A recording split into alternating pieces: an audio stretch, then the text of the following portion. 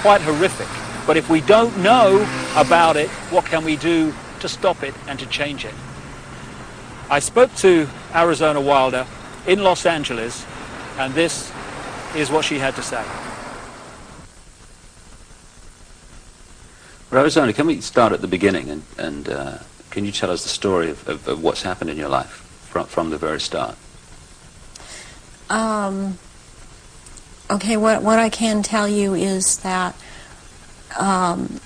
before I started looking into my life, back in 1989, I was starting to have flashes of things, and my life was not what it seemed to be, which is why I started looking into it. The Aryans, and the purity of the blood, and what it's all about is that the blood and the menstrual blood contains something that is important for the propagation of this race that is controlling things on this planet. They're called the Illuminati, and the Illuminati are actually run by these 13 bloodlines, which are all of the royal families in Europe and in England, and they need the blood because they are, in fact, not human. They take human shape. They are reptilians, and they need the blood. The blood helps them maintain their reptilian shape, and it helps them maintain their sanity, and it helps them to live in this world because they are not from this world. But what they need is, for it to be secreted in the blood, is they need terrorization of their victims before they are killed for their blood. And they have to terrorize them to get this to come out in the blood and be secreted in the blood. They are killed at that moment as they are staring into their eyes, and not only do they can't hold their shape when this happens. The human shape. The human shape they cannot hold. They go back into reptilian shape as this is happening, because it's like an animalistic type of excitement. Oftentimes they will just rip into the victim and eviscerate them and start eating the flesh of this person too, and the fat from the intestinal area is highly valued, as they use it on their skin. And they will drink the blood, and the blood is highly sought after, and it goes according also to rank within these creatures. Why it's increased since the ages? So there are changes going on in the earth. It seems they're not able to hold their shape like they once were able to, and people see them shapeshift more and more, and they need the blood to try and maintain it, to try and maintain their human form.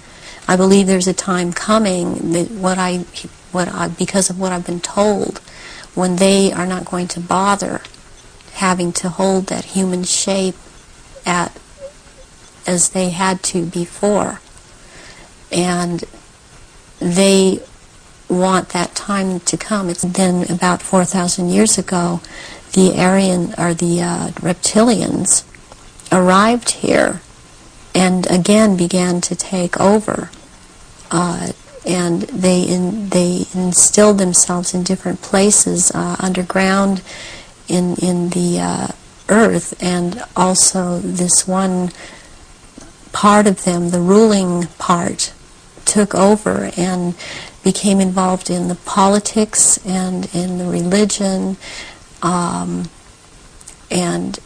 started controlling through these means at that point in time. Reptilian that come from another dimension, they actually they materialize from out of another dimension and are present at rituals, and they are so powerful, and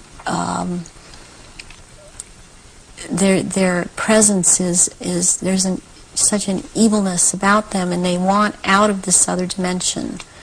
Old ones are called out, and they are what Christianity would have called the demons. Is this symbolism of the abyss anything to do with the fact that these reptilian demons of another dimension are somehow locked in a time-space prison, and they can't get out, and they can only get out when they're brought out in that way? Yes, they want out of that dimension. They have been thrown into that dimension, and they can't leave that dimension. And that's actually what the abyss is about, is being in a different dimension. It's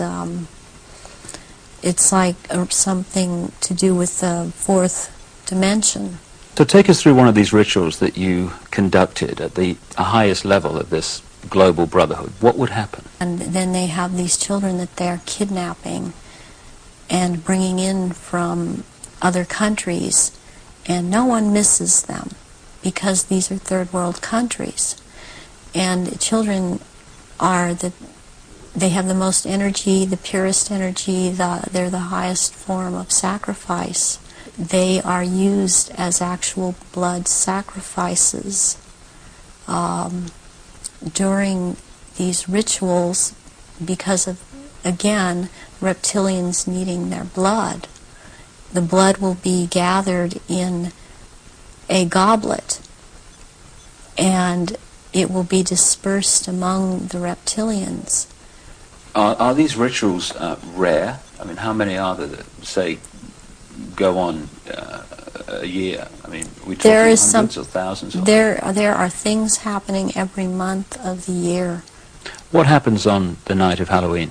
That night is about the worship and homage to Satan, the great deceiver Satan, on that night, on Halloween, at this church. You've conducted them in Europe and the United States. Can we start with the United States? Yes, I have seen at rituals, I have seen George Bush, I have seen Madeleine Albright, I have seen Henry Kissinger, I have seen Ronald Reagan, and I have also, by the way, seen his wife, Nancy Reagan. I have seen Hillary Clinton before I knew she was Hillary Clinton at the time. At these rituals, she is involved. The other people that I have named and I have seen shapeshift into reptilians. J. Rockefeller, and he shapeshifts. These people seem to all be connected to the Illuminati. Gerald Ford, I have seen shapeshift. Dr. Joseph Mengele, who took me around to these rituals a lot of the time, was also a shapeshifter. There are people in the European countries that I've seen shapeshift and be involved. The Queen there, I've seen Princess Margaret there, I've seen Charles there, and they shapeshift. I have seen Tony Blair there, and he shapeshifts. They all have their quirks as to how they act, even in their reptilian form. Someone who's been talking about around this subject, and it seems to be popular right now. Who's that? This man by the last name of Sitchin. I've seen at rituals, and he is a shapeshifter. What do you remember about Zachariah Sitchin? Zachariah Sitchin was someone in the rituals attending the rituals who was not a major player in as far as the rituals went, but was someone that others present did not make remarks at or were very careful as to what they said around him. And he was talking about, he would be talking about doing away with people, persons that were in his way or were putting out information that he didn't feel that he wanted put out. He is very much a disinformer, and that is his job, to disinform about what is going on with the Illuminati and with the reptilians. He actually warned me off from investigating the reptilians, interestingly. There are eggs. It's like a nest of eggs kept down in that part where it's warm. It's very warm down there into this entrance. And these eggs are kept down there incubating. And they are the reptiles' eggs. What have you seen the royal family do, the Queen Mother, and the other people you've seen in the rituals? What have you seen them do? I've seen all of them drink human blood and consume human flesh, and they have their own goblets in which they have blood, and these goblets are encrusted with jewels, and they also have their own daggers, and that the dagger goes into the goblet. Wear these robes, but they don't wear anything underneath the robes, because what is going to happen, what the rituals are all about, they're going to shapeshift, and they can't have anything on under the robes. And there are orgy kind of things that go on at the rituals also. And involving the royal family of Britain? Yes, involving the royal family of Britain, and the sacrifice and the eating of, consuming the sacrifice, and they are involved in that. You've seen them do that? Yes, I have seen them do that. People in Britain, listening to what you're saying, would obviously be staggered, I guess anywhere in the world, but what would stagger them mostly is, in Britain, the Queen Mother has an image of being the nation's grandmother. The nice old lady, and good old Queen Mum, what a lovely lady. What's your experience of the Queen Mother? She is very cold in reality, and she is very cruel. She obviously, from what I see, enjoys consuming human flesh. It's sickening. Do they go into a different state in terms of age and strength and all these other attributes when they actually shapeshift? Yes, the human body that they choose to occupy or take when it was young, it ages, but when they take the reptilian form, these reptilians live hundreds of years, and so they have to have taken more than one human body to live in. A lot of them are much, much older, and I'm including the Queen Mother in this, older than people think that she is. She's been in more than one body, human form. And when the time comes, if it is time for her to go on, and it has been chosen that she still has, it's known that she still has life or years to go, again, she will be put into the body, the essence of her, and the reptilian form will go, or the essence of her will go into another body that is also has the ability to shapeshift into reptilian form. One of the pure reptilian human bloodlines. Yes. What happens when, take the Queen Mother as an example, what happens when they shapeshift? What do you see? You start to see changes happen, and they're happening so fast that it's almost it's the closest thing that I've seen to it is what they're now doing with computer technology. It's just a literal transformation that happens very quickly, and they get taller and they get bigger, and they don't look at all as reptilians like they do as humans, and thus the wearing of the robes, because if they were in clothes, the clothes would be torn apart. So let's take the Queen Mother on this subject as an example. We recognize her as a frail old lady.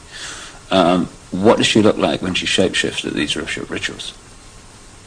She has, she looks like the nose portion gets very much longer, and it grows into kind of a snout kind of thing. She has little fangs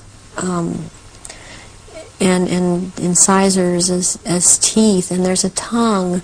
And they all seem to have this kind of tongue when they're at this level.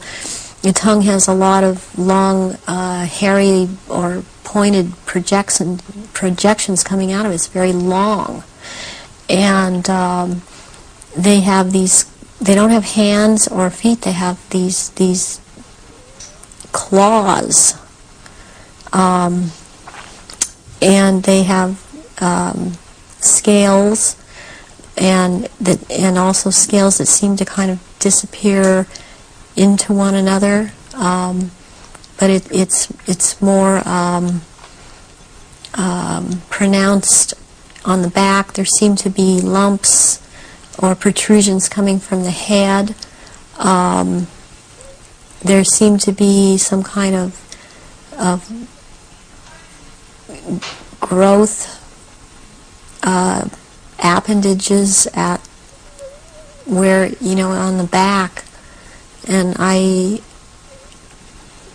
they seem folded, and not all of them have that. And there is a tail, and they a lot of times will keep the tail curled, and and I've seen her when she's very displeased with something, as I've seen other members like this. This tail is whipped around, very agitated, and they do, and she hisses. What color are they?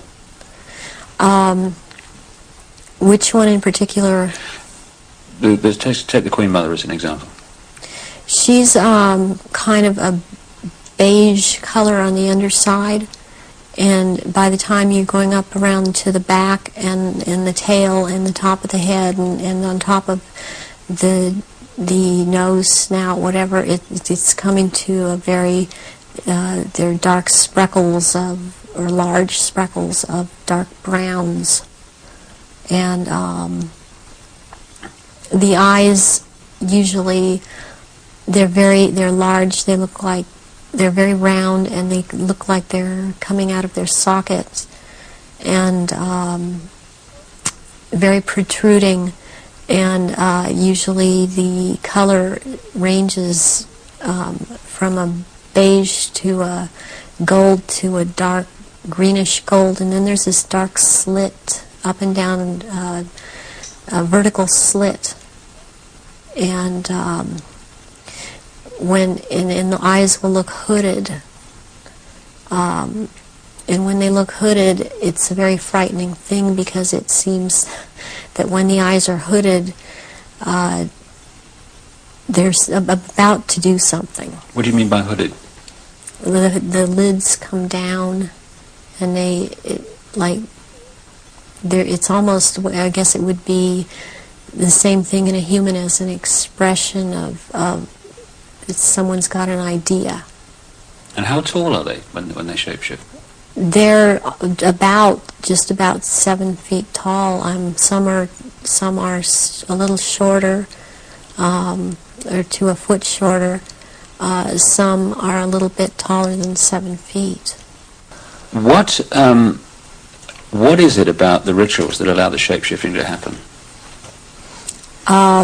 when the victims are starting to be sacrificed, it's the scent of the blood, and they start shape-shifting at that point in time, and they can hardly wait to get to the blood. It's like they're addicted to the blood, and then the consumption of human flesh that follows. What have you seen the Queen or any of the royal family do in relation to that? Have you seen them sacrifice and consume human flesh? There are certain times when they will actually do a sacrifice, or there will have been someone doing a sacrifice, and it's not happening fast enough for them.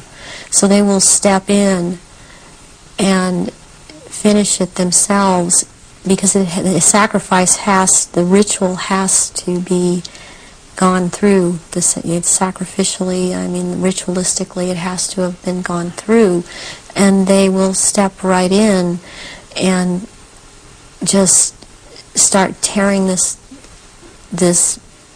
throat out, and they're getting all this blood from the jugular vein at the same time, and that has happened when there are many there that are going to be sacrificed, and they just can't wait, and tearing into the contents of the abdomen and stomach of a victim afterwards. Who have you seen do that?